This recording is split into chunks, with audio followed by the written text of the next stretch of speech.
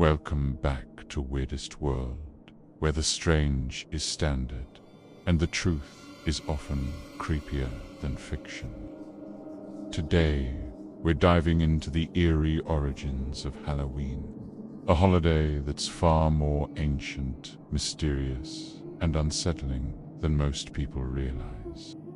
So grab your pumpkin spice, dim the lights, and stay with me until the end, because I'm going to reveal a forgotten ritual that might just change how you see October 31st forever. Halloween didn't start with candy or costumes. Its roots go back over 2,000 years to the Celtic festival of Samhain, celebrated in what is now Ireland, Scotland, and parts of northern France. Samhain marked the end of the harvest and the beginning of the dark half of the year. The Celts believed that on this night, the veil between the living and the dead was at its thinnest. Spirits could cross over. Some were welcomed, ancestors, loved ones, others not so much. To protect themselves, people lit massive bonfires, wore animal skins and masks, and left out offerings to appease wandering souls. That's where the tradition of costumes and trick-or-treating began, not as fun and games, but as spiritual survival. When the Romans conquered Celtic lands, they blended Samhain with two of their own festivals: Feralia, a day to honor the dead, and a celebration of Pomona, the goddess of fruit and trees. That's where bobbing for apples comes from. These pagan rituals laid the groundwork for what would become Halloween, but the church wasn't having it. By the 7th century, the Catholic Church tried to overwrite Samhain with All Saints' Day on November 1st, also known as All Hallows' Day. The night before became All Hallows' Eve, eventually shortened to Halloween. But the old beliefs didn't die. People still feared spirits, still lit candles, still dressed up to confuse the dead.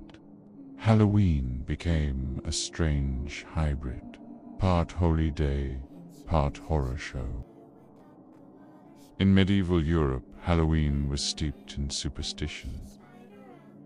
People believed witches flew on broomsticks, black cats were cursed, and ghosts roamed freely.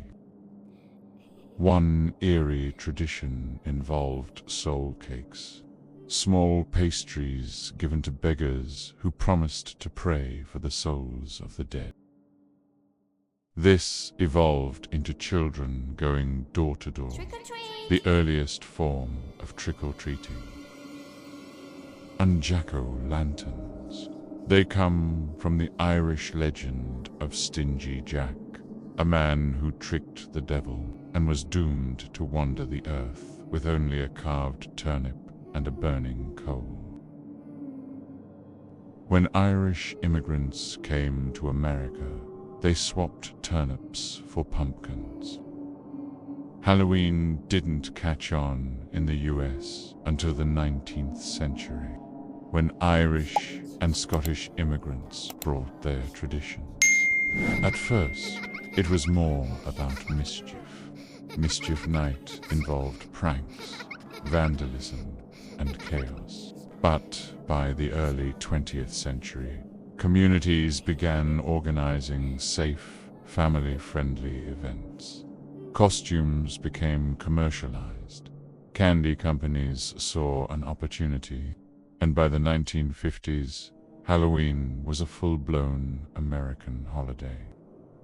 Today, it's a billion-dollar industry. Costumes, haunted houses, horror films, and enough sugar to summon a dentist from the grave. And now, As usual, here's the weird facts. In parts of Wales and Scotland, there was a ritual called guising.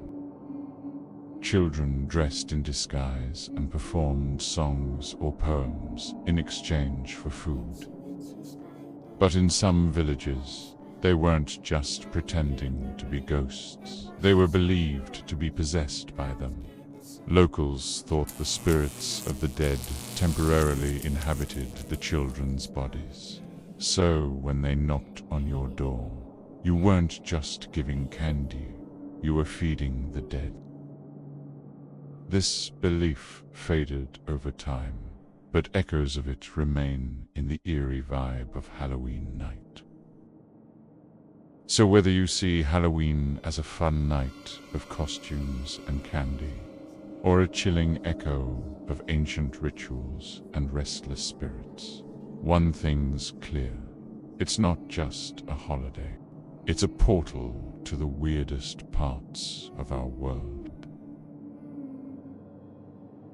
Thanks for watching Weirdest World.